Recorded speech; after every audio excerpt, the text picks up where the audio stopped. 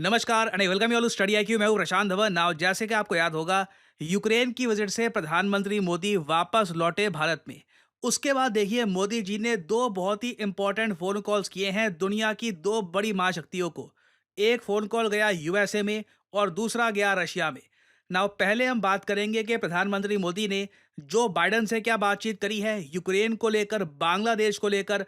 फिर हम बात करेंगे कि मोदी जी क्या वापस रशिया में जाने वाले हैं, फिर से हो हल्ला होगा। This will be very interesting. और पहली बात तो यहाँ पे आप एक बात नोट करना, जो ये सारे आर्टिकल्स पब्लिश हो रहे हैं इसके बारे में, इस टॉपिक के बारे में, आप नोट करना जो मेन हेडलाइन है यहाँ पर क्या है कि प्रधानमंत्री मोदी जी और जो बाइडन, यूएसए के प्रेसिडेंट जो बाइडन ने आपस में फोन पे बात करी।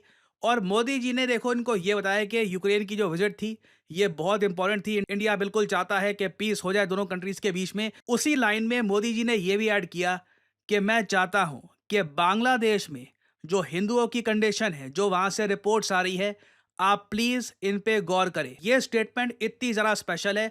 अब आप कहोगे इसमें स्पेशल क्या बात है? ठीक है, उन्होंने कह दिया कि बांग्लादेश में जो हिंदूज हैं, सिक्योरिटी जो है उसकी आपको ध्यान रखना होगा। एक बार सोच कर देखो, क्या जो बाइडन बांग्लादेश के प्रधानमंत्री हैं? नहीं है। क्या बांग्लादेश यूएसए का कोई दूर का कोई पार्ट है? वो भी नहीं है। मगर जियोपॉलिटिकल अंडरस्टैंडिंग इतनी है, मोदी जी ने भी कुछ ना कहकर बहुत कुछ कह दिया है कि बाइडन साहब, बांग्लादेश में जो होना था हो गया है।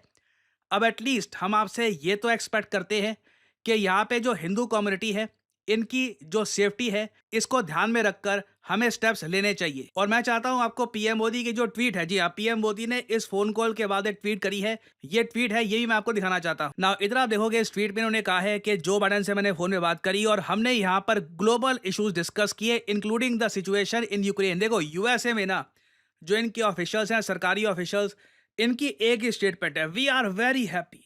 मोदी जी जिस तरीके से कीव में गए, ज़ेलेंस्की से गले मिले, जो इमेजेस सामने आई है, जो मैसेज सामने आया है, वी आर डिलाइटेड, हैप्पी भी नहीं, बिल्कुल खुश कर दिया। बहुत ज़रा अच्छा लगा देखकर कि मोदी जी यूक्रेन में गए ना। मोदी जी ने इसी विजिट के बारे में यहाँ पर कहा है कि फ्यूचर में भी हमसे जो आप एक्सपेक्ट करते हैं, हम करने की कोशिश करेंगे ताकि जो रीजन है ये पीस और स्टेबिलिटी की तरफ बढ़ पाए। और उसके नीचे आप देखोगे डायरेक्टली ये लिखा है, we also discuss the situation in Bangladesh and stressed on the need for early restoration of normalcy. देखो प्रॉब्लम ये है, अभी ना बांग्लादेश में इलेक्शंस कब होंगे पता नहीं।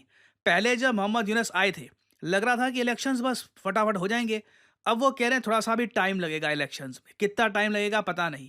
तो इंडिया भी धीरे धीरे यही कहेगा कि हमें नीड ये है कि जो रिस्टोरेशन है नॉर्मलसी की तरफ, ये जल्द होनी चाहिए। और साथ ही साथ we must ensure safety and security of minorities, specially the Hindus in Bangladesh. और मैं पहली बार देख रहा था, मोदी जी के इस ट्वीट के नीचे कई लोग ओपनली ये रिप्लाई कर रहे थे कि ये बात खुल के कहना कि discussing the condition of Hindus in Bangladesh with the president of US implies Washington unilaterally pose levers. कई लोग अब खुल के कह रहे हैं कि सिंस बांग्लादेश की जो सिचुएशन है, पीएम मोदी डायरेक्टली जो बाइडन से डिस्कस कर रहे हैं, क्या इसका मतलब यह है कि यूएस सब कुछ कंट्रोल कर रहा है इन बांग्लादेश? और सबसे फनी बात आपको बताऊं, सबसे अजीब बात, देखो मोदी जी ने बाइडन से बात करी, उसका एक रीड आउट के पूरी बातचीत मिनट टू मिनट डिटेल्स ये रिलीज करता है भारत सरकार रिलीज करती है।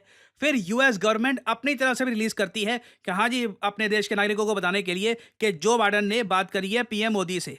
अजीब बात देखो, जब यूएसए ने रीड आउट रिलीज किया ना, इन्होंने बांग्लादेश का मेंशन तक नहीं किया, पूरा मेंशन गायब था। कितनी जरा अजीब बात है कि हमारे देश के पीएम जब बात करते हैं बाइडन से, खुल के कहते हैं कि हाँ, मैंने बांग्लादेश का इशू रेज किया है विद जो बाइडन, और जो हिंदूज की सेफ्टी का इशू है ये रेज किया है।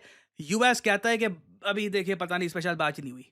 This is very strange. Clearly US को या तो ये लोग कुछ छुपा रहे हैं दुनिया से, या फिर ये चाहते हैं कि जो रियलिटी है, सच्चाई है, ये दुनिया के सामने आए ना। तो अगर आप डिटेल में देखोगे ना, मोदी जी की जो बातचीत थी विद बाइडन बहुत अजीब थी। मैंने बहुत रेयरली देखा है कि कोई कुछ कह रहा हो, कोई कुछ कह रहा हो, वेरी स्ट्रेंज। खैर, यूएस से हम आगे बढ़ते हैं। अब हम बात करते हैं रशिया की। बाइडन से बात हो गई, फिर मोदी जी ने बात करी व्लादिमीर पुतिन से। उनसे भी इन्होंने यूक्रेन का इशू डिस्कस किया। इन्होंने कहा कि देखिए, हमारा जो पर्सपेक्टिव है यूक्रेन रशिया कॉन्फ्लिक्ट को लेकर, जो इनकी इनसाइट थी यूक्रेन विजिट को लेकर, इन्होंने यहाँ पर शेयर की है। याद रखिएगा, इंडिया ने भीष्म क्यूब, जो हॉस्पिटल क्यूब्स हैं, ये गिफ्ट किए हैं यूक्रेन को। रशिया ये सब देख रहा होगा क्योंकि यूक्रेन की मिलिट्री लिटरली रशिया के अंदर घुसने की कोशिश कर रही है। कुछ एरिया रशिया का वो कब्जा भी चुकी है। तो रशियन गवर्नमेंट आप कह लीजिए अभी के लिए बहुत मैच्योरिटी दिखा रही है इंडिया के गिफ्ट पे कमेंट ना करके। उल्टा आप अगर देखो तो रशिया की साइड से ये स्टेटमेंट आई कि जो बातचीत हुई है ना मोदी जी और पुतिन के बीच में, उसके बाद हमको यही पता लगा है कि जो ब्रिक्स का समिट होगा अक्टूबर 2024 में, जी हाँ, अभी जो ब्रिक्स ग्रुप है उसका एक समिट भी होगा 2024 का। नाउ इस बात को लेकर सस्पेंस था कि क्या पीएम मोदी कजान में जाएंगे या नहीं जाएंगे, क्योंकि अभी रिसेंटली जब पीएम मोदी रशिया में गए थे उनकी विजिट को लेकर बहुत कंट्रोवर्सी हुई। यूएसए की स्टेटमेंट्स आ गई, कई कंट्रीज ने कहा कि देखिए नहीं जाना चाहिए था। क्या मोदी जी फिर से रशिया में जाएंगे? लग रहा है कि जाएंगे। ब्रिक्स समिट को अटेंड करने के लिए PM Modi Xi Jinping, most probably Xi Jinping और व्लादिमीर पुतिन दोनों के साथ खड़े होंगे मंच पे।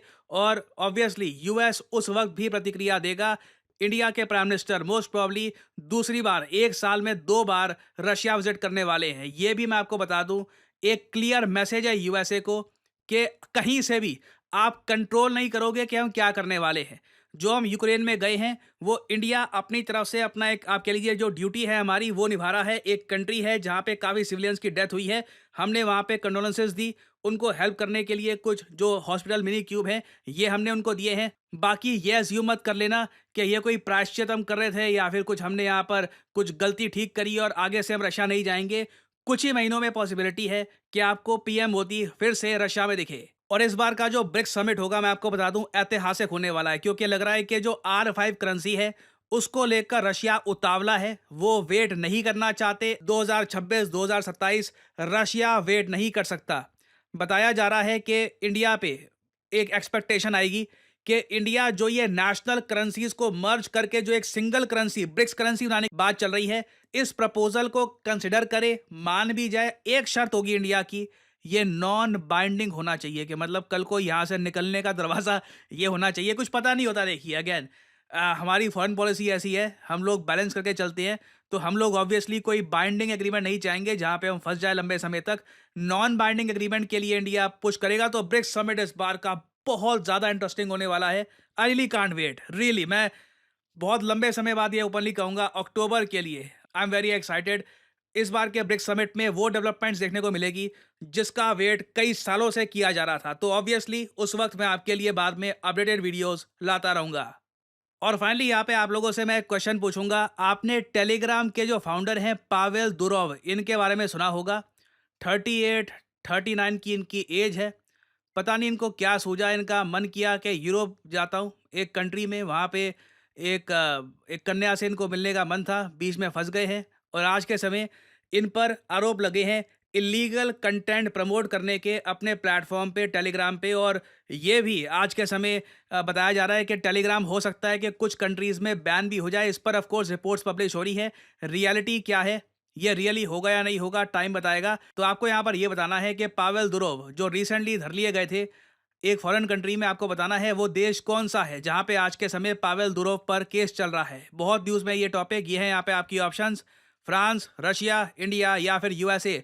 कमेंट सेक्शन में करिए उत्तर। जो लोग सही आंसर देंगे उनकी कमेंट को मैं हार्ट दे दूंगा ताकि बाकी लोग समझ पाएं कि सही उत्तर क्या है। स्टडी आईक्यू की मंथ एंड सेल बस 4 दिन की बची है अब। जी हाँ, 31 तारीख को ये सेल हो जाएगी खत्म। तो आपके सामने अपॉर्चुनिटी है, आप एक मैसिव डिस्काउंट पर स्टडी आईक्यू के कोर्सेज कर सकते हैं परचेज। सिंपली यहाँ पे आपको क्या करना है, कमेंट सेक्शन में जाइए, यहाँ पे आपको लिंक दिख जाएगा यूपीएससी लाइव प्रतिज्ञा बैच का। इस लिंक पर करिए क्लिक और यहाँ पे आप स्टडी आईक्यू का जो फ्लैगशिप प्रतिज्ञा बैच है फॉर यूपीएससी प्रिपरेशन ये कर सकते हैं परचेज। अगर आप एक कॉलेज स्टूडेंट हैं, आपके पास टाइम है, तो ये प्रतिज्ञा बैच आपके लिए बिल्कुल परफेक्ट है। क्योंकि पहली बात तो जो वैलिडिटी है इस कोर्स की ये 30 महीने की है। तो आपके पास प्रॉपर टाइम मिलेगा। आप लाइव क्लासेस के साथ, 1-to-1 मेंटरशिप के साथ, आंसर राइटिंग प्रोग्राम के साथ खुद को एक प्रॉपर चांस दे पाओगे कि ठीक है मैं 1-2 साल में एक प्रॉपर अटेम्प्ट दूंगा यूपीएससी का। I will give it my best. और स्टडी आईक्यू भी यही चाहता है कि you should give your best. क्योंकि प्रतिज्ञा बैच में खास बात यही है कि जैसे ही आपका प्रीलिम्स क्लियर होता है स्टडी आईक्यू आपका सारा पैसा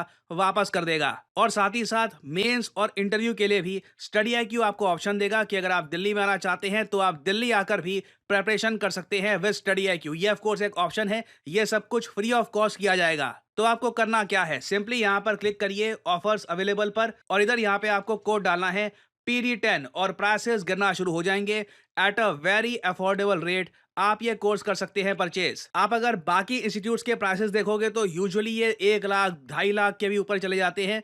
स्टडी IQ आपको एक काफी अफोर्डेबल प्राइस में ये कोर्स ऑफर कर रहा है 30 महीने का। So use the code PD10 and save money. और याद रखिएगा, ये जो सेल है डिस्काउंटेड प्राइस की सेल 31 अगस्त को खत्म हो जाएगी। सो ये है वीडियो का अंत। Thank you for listening and as always may the gods watch over you.